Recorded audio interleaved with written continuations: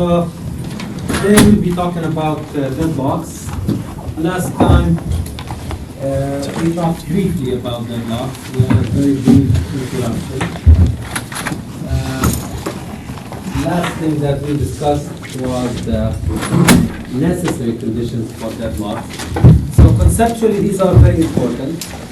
There are 4 necessary conditions for deadlocks that we need to understand. The first necessary condition is mutual exclusion.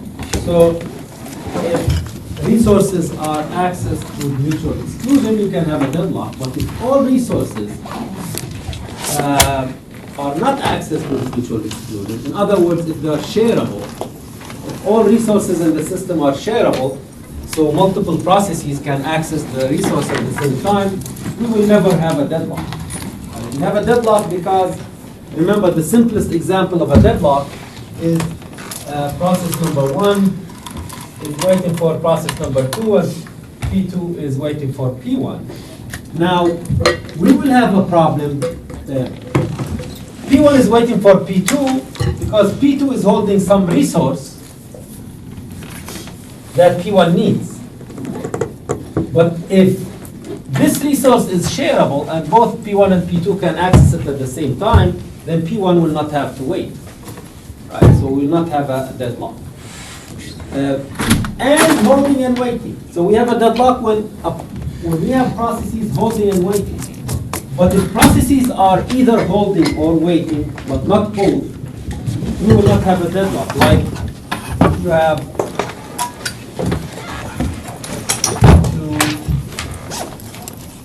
2, 3, 4. If you have a long dependence chain like this is not a deadlock, because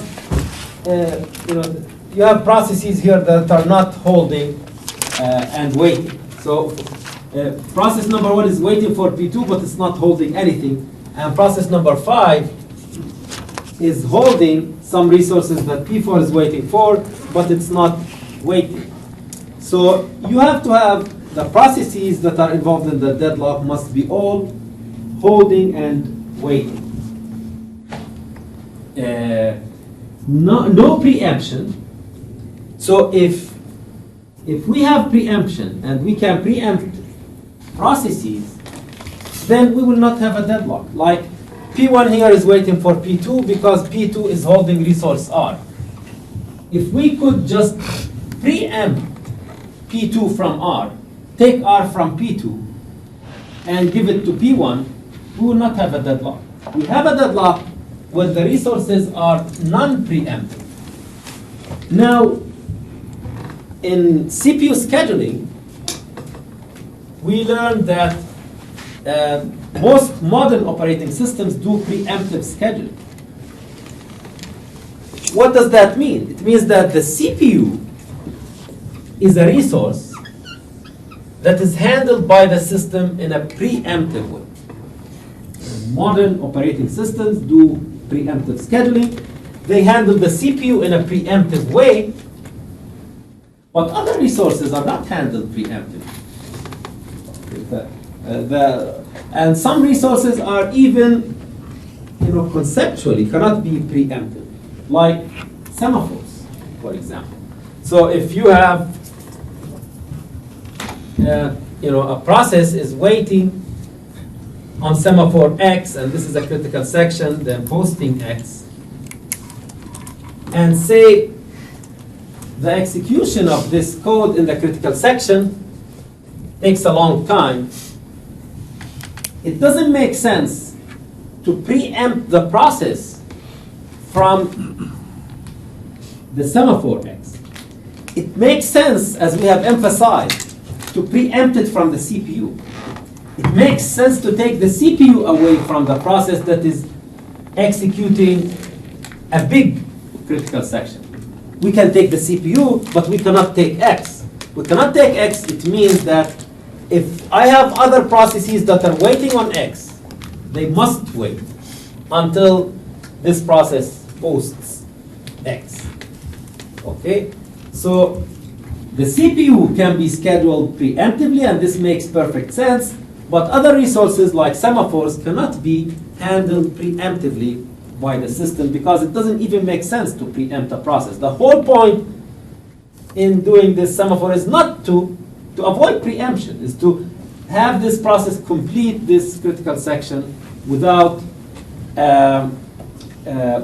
getting interrupted by another process that accesses the same critical section, or a critical section that is protected by the same semaphore. Circular wait. We saw in the example last time that in order to have a deadlock, we have to have some kind of circular. Linear wait, no matter how long the dependence chain is, it's not going to cause a deadlock. But what? We will have a deadlock if we have circular wait. Now, the simplest example of a deadlock, or a simple example for a deadlock, is when two processes are locked to two different locks, attempt to lock two different mutex locks or mutex semaphores, doesn't matter. Here there are mutex locks. So thread number 1 locks mutex, first mutex, then it locks the second. Thread number 2 locks the second, then locks the first. Now, how can we have a deadlock in this case? How can a deadlock happen in this case? Under what condition? Or thread 1 loses the CPU after it locks the first mutex, and then thread 2 loses the CPU after, then thread 2 after it locks the second, it can't get through the first, and they're both waiting for each other.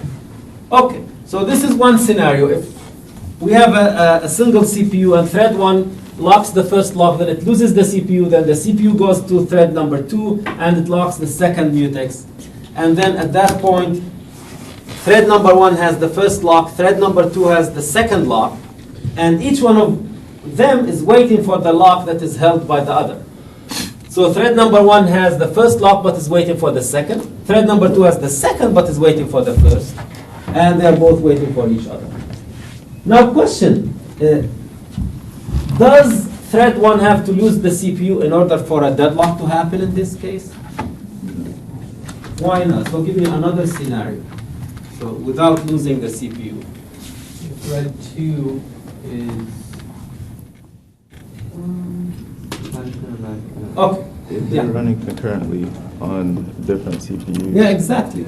Yeah, so they could be running concurrently on two different CPUs, and it just happens that the order of events is thread 1 locks this, and thread 1 doesn't lose the CPU, but it's just thread 2 locks this before thread 1 gets this. So it's running concurrently on two different CPUs, and this gets lock 1. Before getting lock 2, this gets lock 1. Gets lock 2. So it could happen on two different CPUs, not necessarily one CPU. Okay, but this is the simplest example of a deadlock, and it's it can result in something like this: two processes waiting for each other. Now we will introduce the concept of the resource allocation graph, which is a graphical way of representing the allocation state of the system. The allocation state of the system, or the resource allocation state of the system, is which processes have which resources. In the resource allocation graph, there are two kinds of nodes. There are process nodes, for which we use circles, and resource nodes, for which we use rectangles. And inside each rectangle, we put the number of instances of that resources as small squares or as dots or whatever. So we represent the instances of each resource. And we have two kinds of edges. We have edges that go from a process to a resource to indicate a request. So these are request edges. A request edge goes from a resource to a process. Oh, a request edge goes from a process to a resource. So in this case, PI is requesting an instance of RJ. And there are edges that go from a resource to a process that indicate that an instance of a resource is allocated to a process or is assigned to a process. So this is an allocation edge or an assignment edge that indicates that there is an instance of RJ that is assigned to PI. Here's an example. So this is an example of a resource allocation graph. We have 3 processes, P1, P2, P3, and 3 resources, R1, R2, or 4 resources, R1, R2, R3, R4.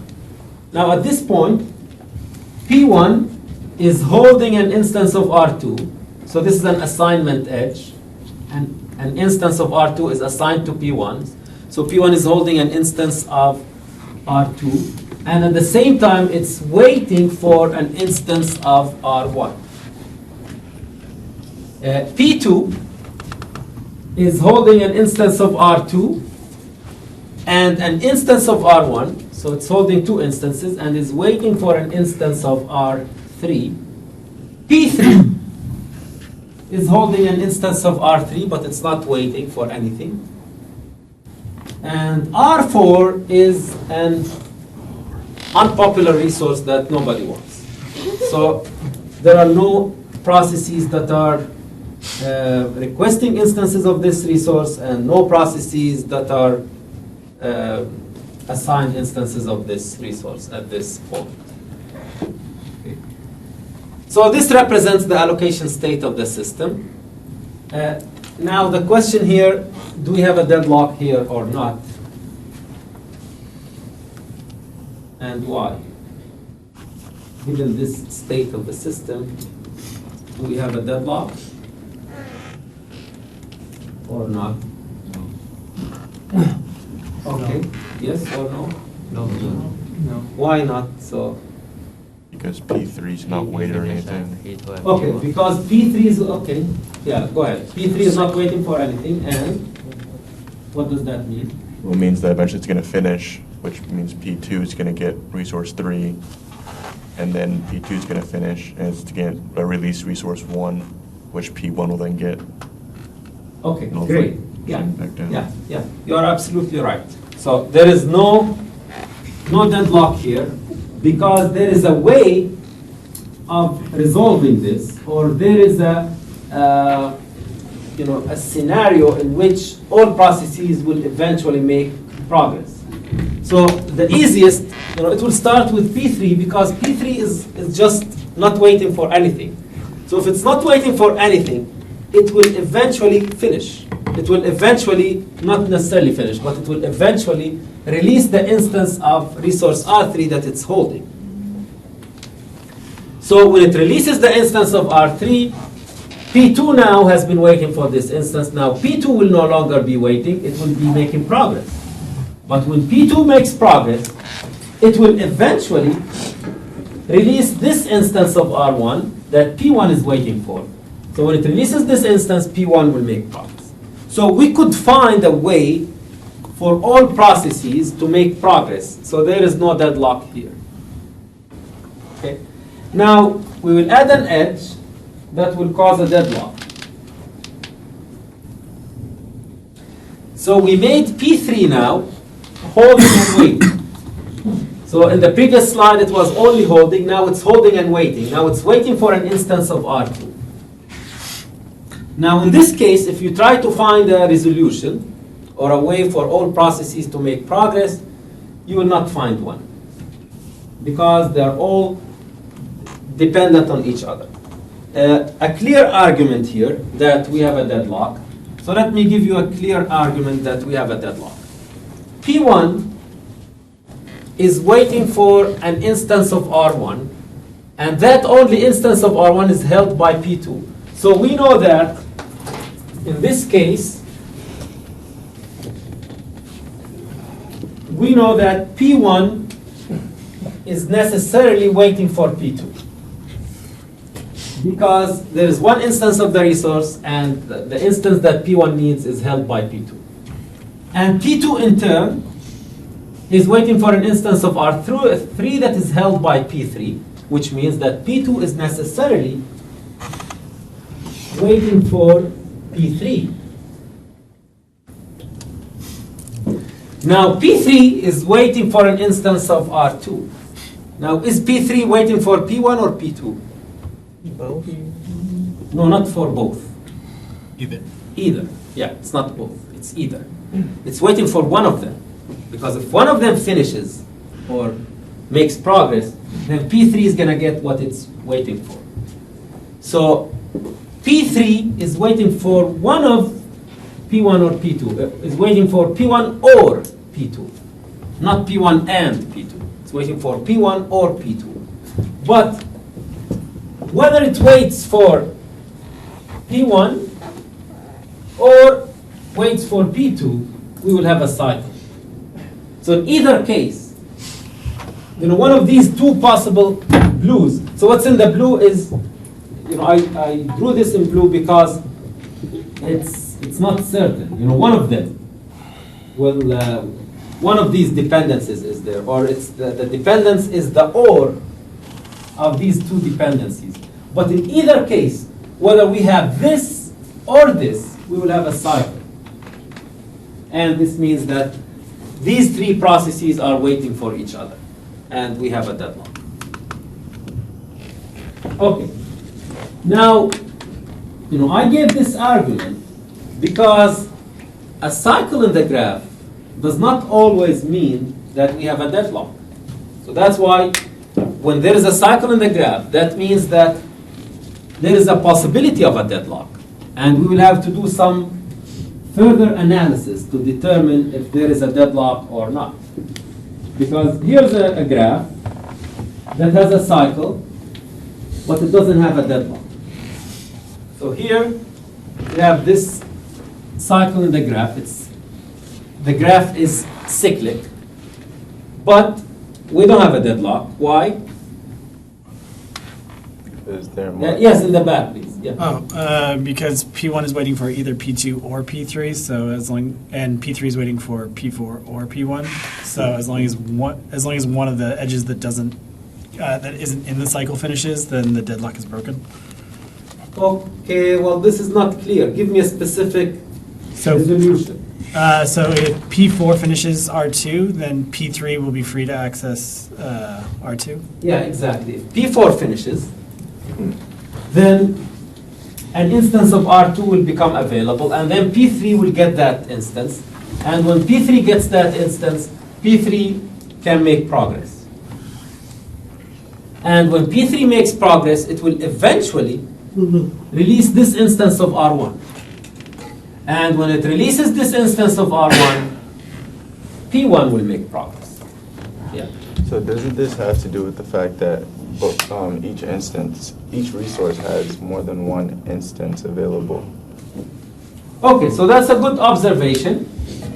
So if resources have multiple instances, or at least one resource has multiple instances, then a cycle does not necessarily mean that we have a deadlock. So we will have to do a more thorough analysis of the system to determine if there is a deadlock or not. So if you have cycles in the graph, and there are multiple instances of the resources, you will have to do some further analysis to determine if there is a deadlock or not. But in fact, if there is a single instance of each resource, then you necessarily have a deadlock. So whenever you have a cycle and you have a single instance of each resource, you necessarily have a deadlock. Why? Because with a single instance of the resource, like this, P1 is waiting for an instance of R1, and there is only one instance. And this instance is held by P2, and P2 is waiting for an instance of R2, and there is only one instance, and this instance is held by P1.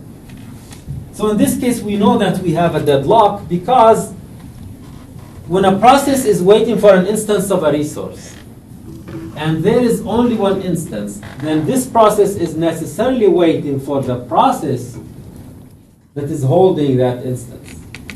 While if there was another instance with another instance, then P1 is not necessarily waiting for P2. Okay? So the needs of P1 may be satisfied without having to wait for the completion of P2. But when there is a single instance, waiting on a resource is necessarily waiting for another process to release that resource, or one specific process to release that resource. Okay? So in summary, this is a summary of the facts. If there are no cycles in the graph, then we don't have a deadlock. We know that there is no deadlock. We cannot have a deadlock without any cycles. There is a cycle. Then, if there is only one instance of each resource, we have a deadlock. If there are multiple instances, there is a possibility of a deadlock, and we will have to do some further analysis. Another way of stating this is saying that a cycle is a necessary condition for a deadlock. And a cycle is both necessary and sufficient only if there is a single instance of each resource. Okay. So here in this chapter in particular, it's important to distinguish between a necessary condition and a sufficient condition. Distinguishing between necessity and sufficiency is important here.